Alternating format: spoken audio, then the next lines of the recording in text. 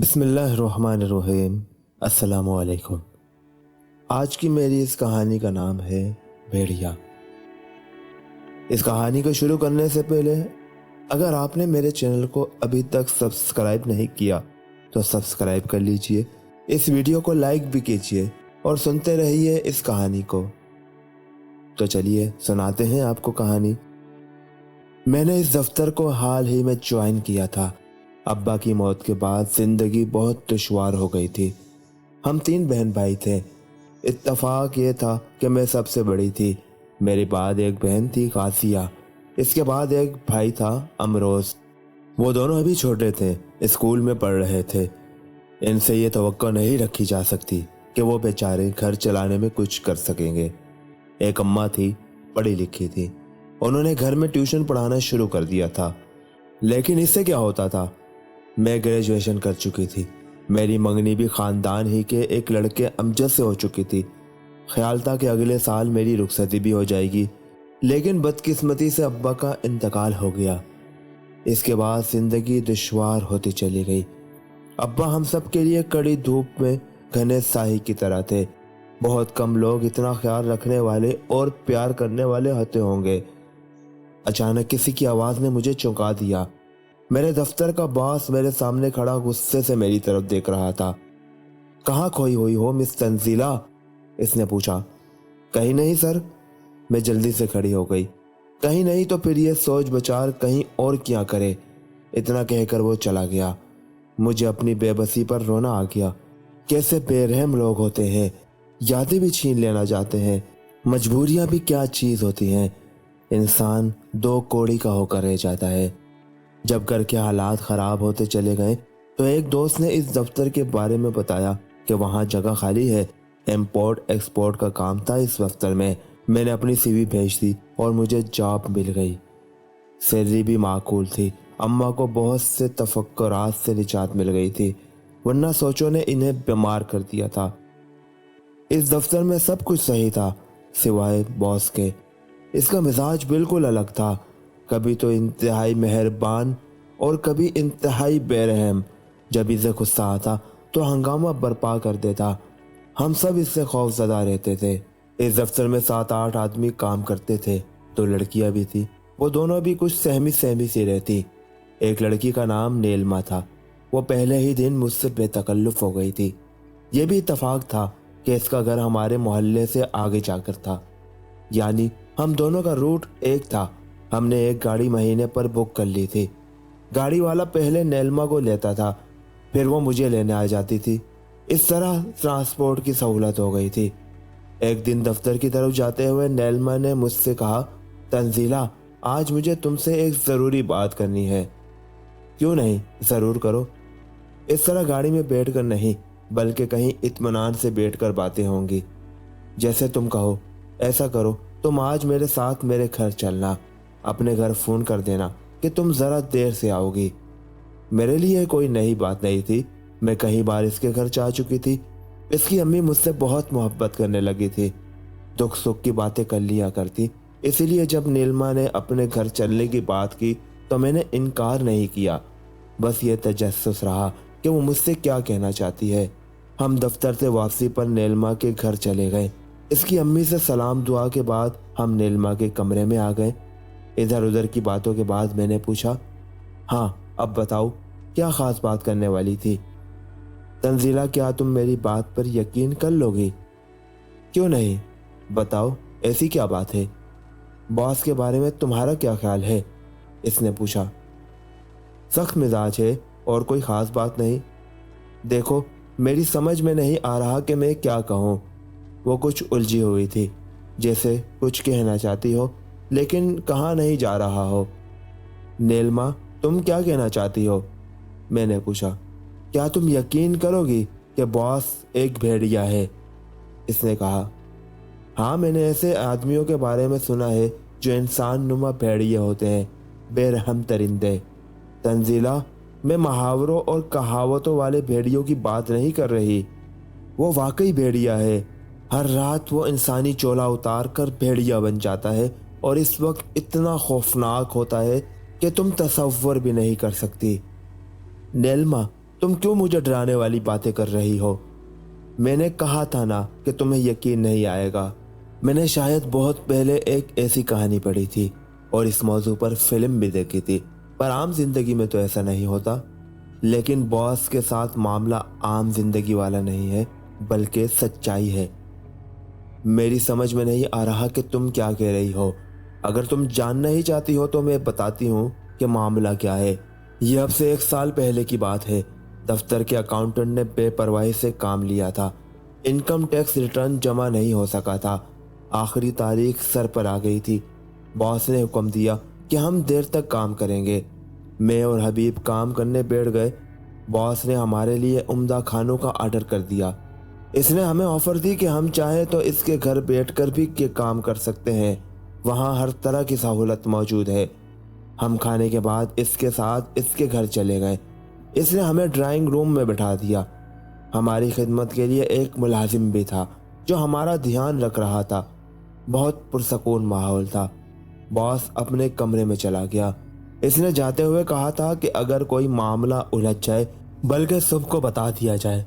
मेरे और हबीब के लिए 2 कमरों का बंदोबस्त कर दिया गया था कि हम वहां जाकर आराम कर सकते हैं। मैं 2-4 घंटे के बाद अपने कमरे में चली गई। बहुत शानदार कमरा था। इसकी एक खिड़की बाहर गार्डन की तरफ खुलती थी। मैंने अपने कमरे में अंधेरा कर दिया और बिस्तर पर लेट गई। नींद नहीं आ रही थी। मैं खिड़की के पास आकर खड़ी हो गई। चांदनी फैली हुई थी। इस चांदनी में वो पाए बाग बहुत पुरस्कार सा लग रहा था। मुझे पुरानी कहानियां और दास्तानें याद आने लगी थी। मैं खिड़की से बाहर देखती रही। हर चीज पर चांदनी का गुबार फैला हुआ था। ओहो, तुम तो शायरी करने लगी, मैंने कहा। नहीं तंजीला, ये शायरी नहीं, हकीकत है। इस वक्त मेरे एहसासात ऐसे ही हो रहे थे। अच्छा चलो, फिर आगे क्या हुआ? मैंने इस चांदनी में एक इंसानी साहे को हरकत करते देखा और पहचान भी लिया। वो बॉस ही था जो झाड़ियों की तरफ जा रहा था। मेरी समझ में नहीं आया कि इतनी रात को बॉस इस झाड़ियों के पास क्यों जा रहा है। मुझे यकीन था कि वो मुझे देख नहीं सकेगा क्योंकि कमरे में अंधेरा था और मैं पर्दे की आड़ में हो गई थी। मैंने देखा कि बॉस इन झाड़ियों के अंदर घुस गया। क्या कह रही हो? झाड़ियों में घुस गया? हाँ यार, पता नहीं क्या चक्कर था। मैं इसी जगह खड़ी देखती रही। कुछ देर बाद झाड़ियां हिली और एक जानवर बाहर निकल आया। जानवर? वहां जानवर कहां से आ गया? वही तो मैं बता रही हूँ। पहले तो वो मुझे कुत्ता नजर आया। मैंने यही समझा, लेकिन एक कुत्ते और भेड़िए में फर्क होता है। दोनों की जसामत भी मुख्तलिफ होती है। मैं दुम साधे देखती रही। वो जानवर झाड़ियों से बाहर निकलकर एक तरफ बैठ गया। और बॉस, वो कहाँ था? वो कहीं नहीं था। चुप करके सुनती रहो, नीलिमा ने कहा। कुछ देर बाद इस जानवर ने चांद की तरफ देखकर रोना शुरू कर दिया। तुमने भी कहानियों में पढ़ा होगा या फिल्मों में देखा होगा कि भेड़िए इसी तरह चांद को देखकर आवाजें निकालते हैं। हाँ, मैंने सुना और पढ़ा है। वो कुछ देर तक तो आवाजें निकालता रहा, फिर इन्हीं झाड़ियों में घुस गया। चंद लम्हों के बाद बास फिर इन झाड़ियों से बाहर निकल आया। जैसे एक भेड़िया अंदर गया और रूप बदलकर इंसानी शक्ल में बाहर आ गया। नीलिमा, ये तुम कैसी खौफनाक कहानी सुना रही हो? मैंने कहा। यह कहानी नहीं, सच्चाई है। तुम खुद सोचो इस वक्त मेरा क्या हाल हो रहा होगा। नीलिमा ने कहा। मैं तो खौफ से कांप रही थी। मैं बिस्तर पर जाने के बजाय दोबारा ड्राइंग रूम में आ गई। हबीब अपनी जगह काम कर रहा था। इसने मेरी हालत देखी तो हैरान रह गया। अरे क्या हो गया नीलिमा, तुम इतनी डरी हुई क्यों हो? मैंने इसे कुछ नहीं बताया। वो क्यों? मैंने पूछा। कौन मेरी बात का यकीन करता? हबीब भी मजाक में ही उड़ाता, इसलिए मैं खामोश रही। एक ख्याल ये भी था कि शायद ये सब कुछ मेरा वहम हो। मैंने ये सुना था कि चांदनी रातों में कभी कभी इंसान वहमों का भी शिकार हो जाता है। इसे हौला नजर आने लगते हैं।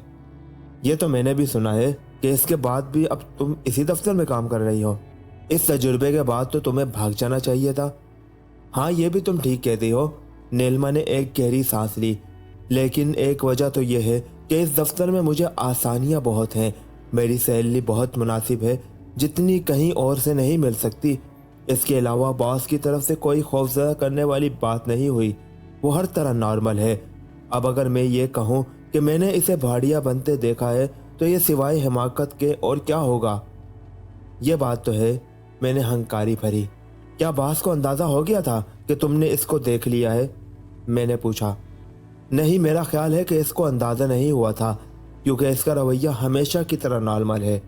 अब बताओ, मुझे क्या मशवरा दे रही हो? यही तो समझ में नहीं आ रहा कि तुम्हें क्या मशवरा दिया जाए। बॉस की तरफ से हमें अभी तक कोई खतरा भी नहीं हुआ है।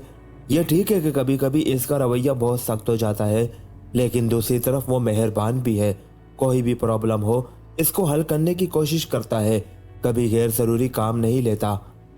अगर हमें ट्रांसपोर्ट वगैरह की परेशानी हो रही हो तो अपनी गाड़ी पर रवाना कर देता है। इसके अलावा और भी बहुत कुछ है। ये तो है, लेकिन इस भेड़िए का क्या किया जाए? नज़रअंदाज कर जाओ, और क्या कह सकती हूँ। मेरे साथ भी यही है। सोचती हूँ कि अगर जॉब छोड़ दी तो ऐसी जॉब दोबारा मिलेगी नहीं। नेल्मा ने जो कुछ कहा था, इस पर यकीन करना तो मुश्किल ही था, लेकिन एक तरफ ये भी सोचती थी कि इसको गलत बयानी की क्या ज़रूरत थी, और वो भी ऐसी बात जो हलक से नीचे नहीं उतर रही। मैं मामूल के मुताबिक अपना काम करती रही, दफ्तर जाती रही। 10-12 दिनों के बाद नेल्मा ने रिज़ाइन कर दिया। इसने जॉब छोड़ दी थी, न जाने क्यों। मैं इससे मालूम करना चाहती थी, लेकिन मौका ही ना मिला। दफ्तर वाले भी इसके बारे में कुछ नहीं जानते थे, और ना ही इसके बारे में किसी ने कोई गुफ्तगू की थी। लेकिन एक शाम वो अचानक मेरे घर आ गई। इसने मेरा घर देखा हुआ था। हम एक दूसरे से लिपट गए। नेल्मा, तुम कहाँ चली गई थी? मैंने पूछा। तुम तो जानती हो कि मैंने दफ्तर छोड़ दिया है, इसने कहा। लेकिन क्यों? तुमको तो मैं सब कुछ बता चुकी हूँ, इसने कहा। मुझे तो इस बात पर हैरत है कि तुम अभी तक इसी दफ्तर में हो। क्या करूं, मेरे पास कोई ऑप्शन भी तो नहीं है, मैंने कहा। वैसे तलाश में हूँ, कहीं भी कोई अच्छी जॉब मिल जाए तो फौरन छोड़ दूंगी। नेल्मा तो चली गई, लेकिन मैं संजीदगी से सोचने लगी कि क्या वाकई बास एक भेड़िया है। अजीब मज़ह का खेस ख्याल था, किसी को बताया भी नहीं जा सकता था। बहरहाल मैं इन्हीं खदशात के दरमियान घिरी हुई दफ्तर जाती रही। एक दिन एक अजीब बात हुई। मैंने ये देखा और सुना है कि जिस दिन जिंदगी में कोई तब्दीली आने वाली होती है या कोई सानिया सर उठाने लगता है, तो इस दिन कुदरत की तरफ से ऐसी बातें होने लगती हैं जिनको इत्तफाक भी नहीं कहा जा सकता। ऐसा लगता है जैसे सब कुछ किसी प्लानिंग से हो रहा हो। मैं दफ्तर से बाहर निकली तो बारिश शुरू हो गई। एक तो हमारे शहर में बारिश नहीं होती, अगर होती है तो अच्छी खासी हो जाती है। नेल्मा के जाने के बाद ट्रांसपोर्ट की सहूलत भी ख़त्म हो गई थी। वो किसी और दफ्तर जाने लगी थी, इसलिए इसका रूट कुछ और हो गया था। मैं अपने तौर पर टैक्सी अफोर्ड नहीं कर सकती थी, इसलिए बसों से आना जाना होता था। इस शाम बारिश की वजह से बसें भी नहीं मिल रही थी। समझ में नहीं आ रहा था कि क्या करूं कि अचानक एक गाड़ी मेरे पास आकर रुक गई। गाड़ी चलाने वाला बॉस ही था। इसने बहुत खुश्क लहजे में कहा, बैठ जाओ। इसका लहजा ऐसा था कि मैं इनकार नहीं कर सकी। इसका लहजा बहुत हुक्म देने वाला होता था। इसने कहा बैठ जाओ, और मुझे बैठ जाना पड़ा। वैसे बहुत खौफ भी महसूस हो रहा था। मैं पिछली सीट पर बैठ गई थी। इसने कोई एतराज़ नहीं किया था। मैंने सुना था कि जब इस किस्म की कोई सिचुएशन होती है तो मर्द आम तौर पर कोशिश करते हैं कि लड़की इसके साथ आकर बैठ जाए, लेकिन इसने ऐसी कोई बात नहीं की थी। कहाँ रहती हो? इसने पूछा। मैंने इसे अपना पता बता दिया। इसने फिर कुछ नहीं कहा, बस गाड़ी चलाता रहा। बारिश बहुत तेज हो रही थी। कोई बात नहीं, कोई हिदायत नहीं, बस खामोशी। कुछ देर के बाद इसने मुझे मेरे मोहल्ले तक पहुंचा दिया। अब उतर जाओ, इसने कहा। यहाँ से कितनी दूर है? शुक्रिया सर, मैं पहुंच ही गई हूँ। अगली गली में मेरा घर है। ठीक है, इसने हंकारी भरी। कल अगर बारिश रुक जाए तो दफ्तर आ जाना। इसने मुझे उतार कर गाड़ी आगे बढ़ा दी। मैं खड़ी रही। बारिश ने पूरा रास्ता छल-थल कर दिया था। मैं किसी तरह छप-छप करती हुई घर पहुंच गई थी। अब तक तो ऐसी कोई बात नहीं हुई थी कि मैं बास की तरफ से किसी वहम में मुब्तला होती या इससे खौफजदा होती। दफ्तर में भी इसका रवैया मामूल के मुताबिक ही रहा था। अगले रोज इसने मुझे अपने कमरे में बुलाकर पूछा था, मिस तंजीला, क्या आपका रोजाना आना जाना बस से ही होता है? यस सर, आजकल तो बसों से आती जाती हूँ। आजकल से क्या मुराद है? सर, पहले मेरे साथ नेल्मा हुआ करती थी, इसका भी वही रूट है। हमने एक गाड़ी महीने पर हायर कर रखी थी, लेकिन इसके जाने के बाद अब इतनी गुंजाइश नहीं कि अकेली गाड़ी को अफोर्ड कर सकूं। इसने हंकारी भरी। समझ गया। मैं इसके कमरे से बाहर आ गई। मुझे अंदाजा नहीं था कि अचानक मेरी सैलरी में 3,000 का इजाफा हो जाएगा। अकाउंटेंट ने जब ये खबर सुनाई तो मैं हैरान ही रह गई। इसने बताया कि बास के हुक्म पर सैलरी बढ़ाई गई है। मैं शुक्रिया अदा करने बास के पास पहुंच गई। सर, वो पता चला है कि मेरी सैलरी में मेरी बात मुकम्मल नहीं हो सकी थी कि इसने कहा, हाँ 3,000 का इजाफा हुआ है ताकि तुम गाड़ी अफोर्ड कर सको और महीने का किराया निकाल सको। मैं इसका शुक्रिया अदा करके बाहर आ गई। क्या था इसका रवैया? हैरत अंगेज।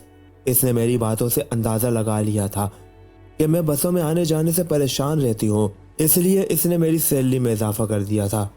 एक तरफ नीलमा की बातें थी तो दूसरी तरफ बास का रवैया था। मैंने एक गाड़ी हायर कर ली। इसकी पिक एंड ड्रॉप की सर्विस थी। बहुत आसानी हो गई थी मुझे। नीलमा ने अपनी बातों से जितना मुझे सहमा दिया था, अब इसका तासुर ख़त्म होता जा रहा था। मैं अब इस दफ्तर में खुद को महफूज महसूस करती थी। बास का रवैया अब पहले से ज़्यादा मेहरबान हो गया था। एक दिन बास ने ऑफ़र की, मिस तंजीला, आज तुम मेरे साथ चलना। कहाँ सर? एक अहम मीटिंग है। मैं चाहता हूँ कि तुम इस मीटिंग को अटेंड करो। यह कोई ऐसी बात नहीं थी जिस पर मुझे कोई परेशानी होती, इसलिए मैंने हाँ कर दी। वापसी में मैं तुम्हें तुम्हारे मोहल्ले में ड्रॉप कर दूंगा। दफ्तर से हम 3 बजे उठ गए थे। मैंने बॉस के कहने पर कुछ फाइलें उठा ली थी।